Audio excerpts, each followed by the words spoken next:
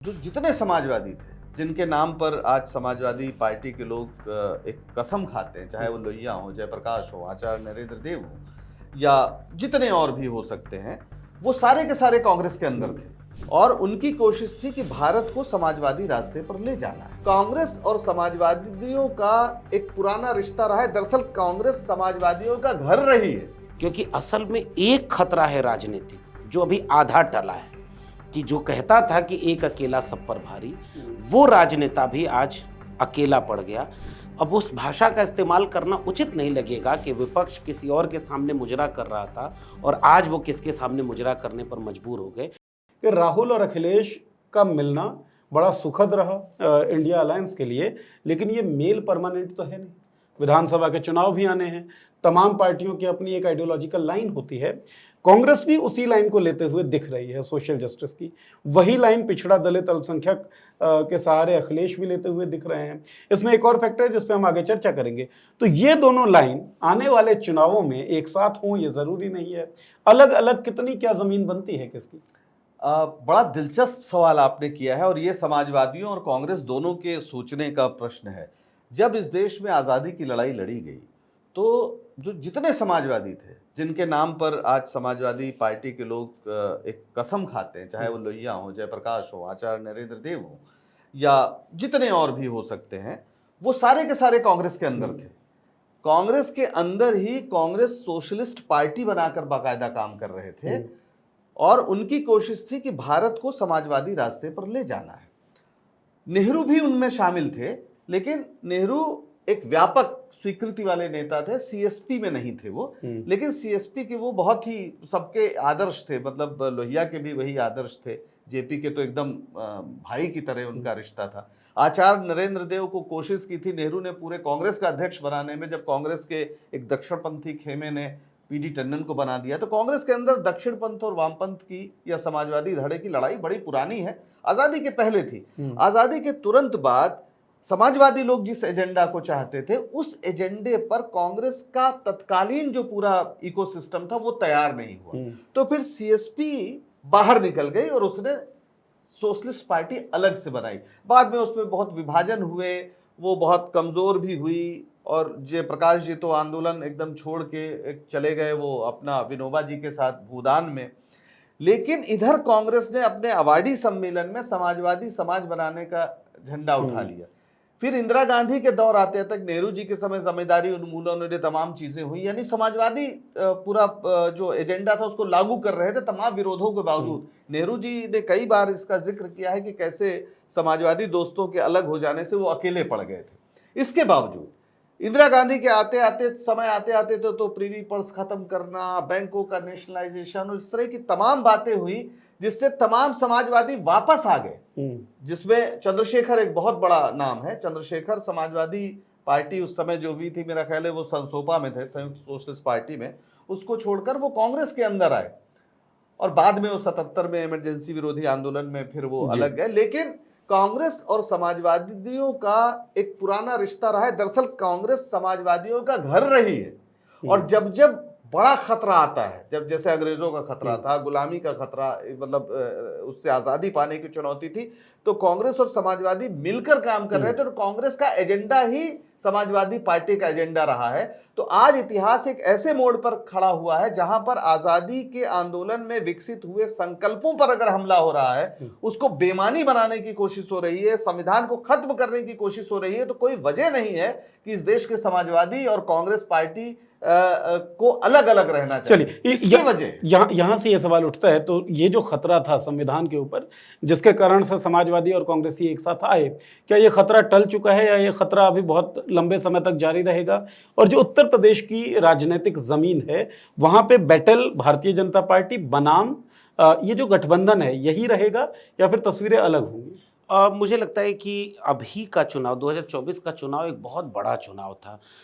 संविधान खत्म करने की केवल बात या दो चार प्रत्याशी बीजेपी के बोल दिए हों या बीजेपी सफाई देते हुए जैसे कह रही थी कि 10 साल मौका था, खत्म कर दिए होते, ऐसा हमारी मंशा नहीं है। सवाल इतना ही नहीं है, इस आइडिया ऑफ इंडिया के ऊपर हमला हो रहा था, उसकी साझा शहादत से बने साझा विरासत वाले भारत को आपस में लड़ाया जा रहा था मजहब के नाम पर। जातियों के नाम पर इतनी गैर बराबरी और हकमारी हो गई थी, और ऊपर से पूरे देश को निजी हाथों में बेचा जा रहा था और लोकतांत्रिक संस्थाओं को भीतर से खोखला कर दिया गया। चौतरफा हमले का दौर था। इसलिए इसमें तो सबको एकजुट, उन सारे लोगों को एकजुट होना था जो ये दावा करते हैं कि ये देश चलेगा तो संविधान से चलेगा, जो संविधान में यकीन रखते हैं, अमन और खुशहाली में यकीन रखते हैं, तरक्की पसंद लोग हैं, वो एकजुट हो गए। खतरा टल गया हो ऐसा कतई नहीं है, क्योंकि असल में एक खतरा है राजनीतिक जो अभी आधा टला है, कि जो कहता था कि एक अकेला सब पर भारी, वो राजनेता भी आज अकेला पड़ गया। अब उस भाषा का इस्तेमाल करना उचित नहीं लगेगा कि विपक्ष किसी और के सामने मुजरा कर रहा था और आज वो किसके सामने मुजरा करने पर मजबूर हो गए, इसलिए हम ये मुजरा वाला शब्द बोलेंगे नहीं।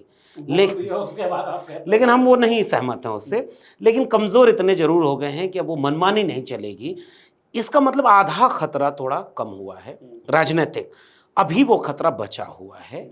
थोड़ा और बेहतर परिणाम होते तो शायद वो खतरा, राजनीतिक खतरा कम होता, लेकिन ओवरऑल एक बड़ा चैलेंज इस देश को एक रखने का है, सबको बराबर के हिस्सा मिल जाए, हकदारी हो जाए, उसका है। सब वापस जो नफरत की आग बोई गई थी, सबको लड़ाया गया था, वो थोड़ा कम हो। अभी ये लंबा संघर्ष है। एक बार उत्तर प्रदेश में इसका राजनीतिक परिदृश्य आगे क्या होगा, अभी वक्त है। इसमें दो अलग अलग राजनीतिक दल हैं, दोनों की अपनी संरचना है, दोनों कई जगह पर एक जगह मिलते हैं, कहीं कहीं हो सकता है टकराव भी होगा, वो राजनीतिक टकराव होगा। अभी उसमें वक्त है और मुझे लग रहा है कि फिलहाल उन दोनों ने अगर ये चुना है कि संविधान बचाने के लिए हम एक हुए हैं, हम समाजवादी सामाजिक न्याय वाला भारत बनाना चाहते हैं। दोनों कहते हैं हम अग्निवीर हटाएंगे, दोनों कहते रहे कि हम पेपर लीक रोकेंगे, दोनों कहते रहे कि हम जाति जनगणना कराएंगे, युवाओं को उसका हक देंगे, SC ST OBC को उनकी हिस्सेदारी दिलाएंगे, महिलाओं को दोनों ने कहा कि हम पैसा दे करके मजबूत आर्थिक सशक्तिकरण करेंगे, दोनों ने कहा किसानों का कर्जा माफ करेंगे। तो ये ऐसा लग रहा है कि विचारधारा से दोनों एक जगह पर खड़े थे, और दूसरी तरफ वो विचारधारा थी जो इन सबके विरोध में खड़ी थी। वो धार्मिक और सांप्रदायिक रूप में देश को बांटना चाह रही थी, वो अयोध्या के नाम पर पूरे देश को डरा रही थी, सामाजिक न्याय की हत्या कर रही थी। ये वैचारिक संघर्ष था। इसलिए वैचारिक संघर्ष में दो विचारधारा के लोग एक हो गए। अब मैं एक उदाहरण से मैं समझाऊं कि ये यूपी कर क्या रहा था। कहीं आग लगी हो तो तीन चीज़ें एक साथ होती हैं।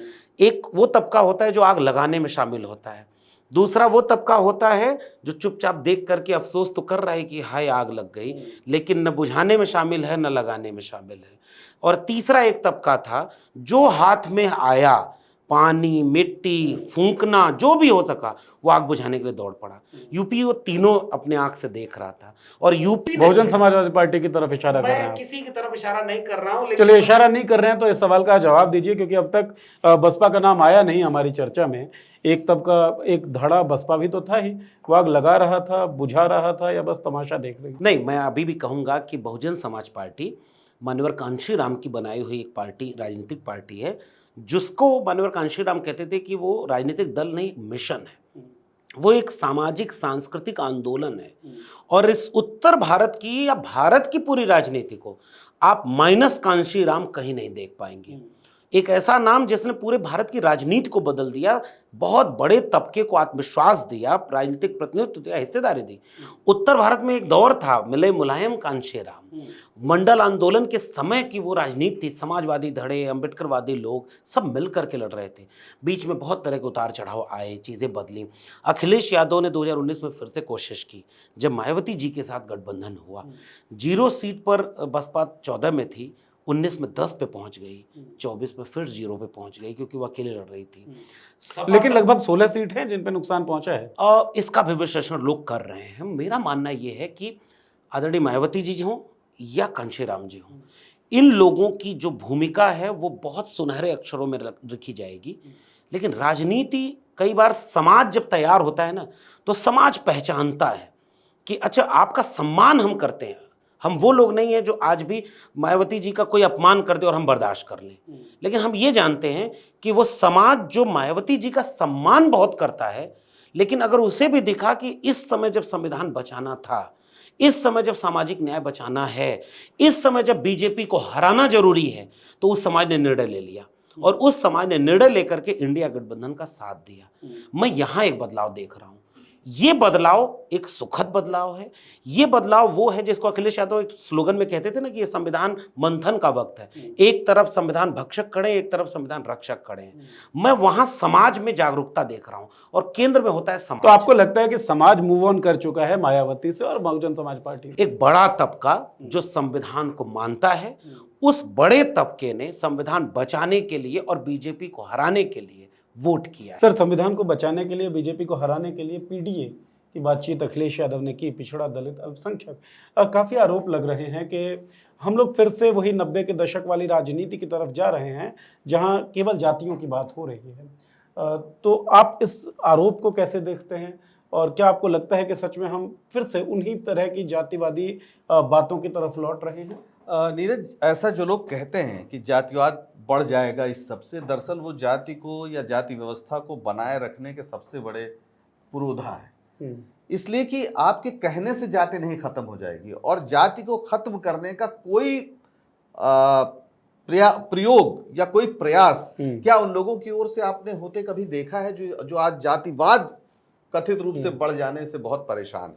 देखिए, जाति को खत्म करने, ये बात बिल्कुल सही, जैसा रैदास ने कहा है, लक्ष्मण भाई जानते हैं कि जात जात में जात है, जस केलन के पात, रैदास न मानुष बन सके जब तक जात न जात।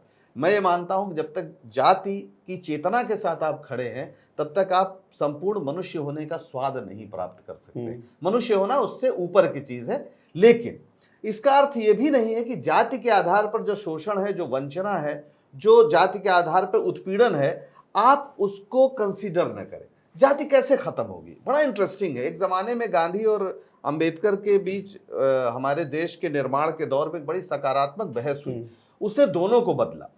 और गांधी जी, जिनके बारे में कहा जाता है कि एक जमाने में उन्होंने वर्ण व्यवस्था का समर्थन किया था और शायद वो इस आधार पर किया था कि किसी को रोजगार के लिए भटकना नहीं पड़ेगा, और लेकिन ऊंच नीच वो नहीं मानते थे। लेकिन बाद में उन्होंने अपना ये बदला और अंबेडकर के साथ बहस ने उनको यहां तक पहुंचाया कि जातियां तोड़ने या उसी शादी में वो जाएंगे जिसमें एक पक्ष दलित होगा जी।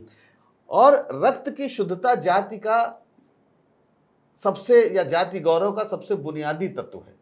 और दूसरी तरफ डॉक्टर अंबेडकर भी यही कहते थे कि जाति को खत्म करने के लिए अंतरजातीय विवाह होने चाहिए। लेकिन अंतरजातीय विवाह कैसे होंगे? आप दो जातियों को पकड़ के जबरदस्ती तो शादी नहीं करा सकते। लेकिन अगर हर जाति के लोग बड़े बड़े पदों पे हों, उनके पास संसाधन हो, आईएएस हो, पीसीएस हो, डॉक्टर हो, इंजीनियर हो, उद्योगपति हो, मीडिया में हो, एंकर हो, सभी जातियों में जिनको कथित रूप से नीचा माना जाता है, तो फिर वो समाज में उस सम्मान के साथ जाएंगे और उनको भी चयन का अधिकार होगा और उन स्त्रियों को भी चयन का अधिकार होगा। और आप देखते हैं जहां चयन का अधिकार होता है वहां जाति की सीमाएं और जाति का बंधन टूटता है। आमतौर पर हम देखते हैं कि जहां पर लोग एक साथ मिलते बैठते हैं वहीं प्रेम संबंध भी विकसित होते हैं और वहां शादियां भी होती हैं। जाति और धर्म का कोई मतलब नहीं रह जाता, क्योंकि एक रुचि का प्रश्न है। तो अगर एक आईएएस है, जो हम देखते हैं कई बार, एक आईएएस है जो दलित पृष्ठभूमि से आता है और एक ब्राह्मण है वो जो आईएएस है वो भी उसी पृष्ठभूमि से आती है, तो आमतौर पर वो शादी कर लेते हैं क्योंकि उनका वर्गांतरण भी हो चुका होता है, उनकी रुचियों में समानता हो जाती है, उनके सोच और चिंतन में समानता हो जाती है, वो उसी तरह का अध्ययन करके सामने आए होंगे।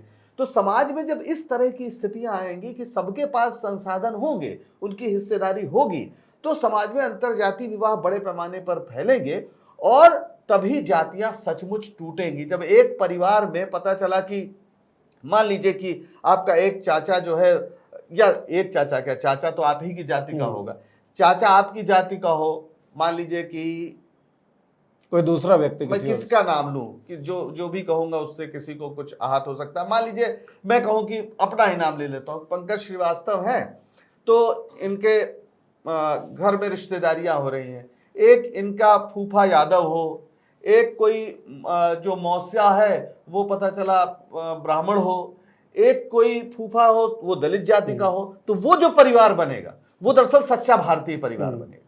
और वहां पर जब जातियां टूटेगी तब जातिवाद खत्म होगा। जो लोग जातिवाद को बढ़ने पे चिंतित हैं, जरा टाइम्स ऑफ इंडिया का मैट्रिमोनियल कॉलम एक बार पढ़ लीजिए। वो अपनी जाति, गोत्र सब कुछ लिखते हैं, अंग्रेजी में लिखते हैं और तब शादी के लिए वर और वधू की तलाश करते हैं।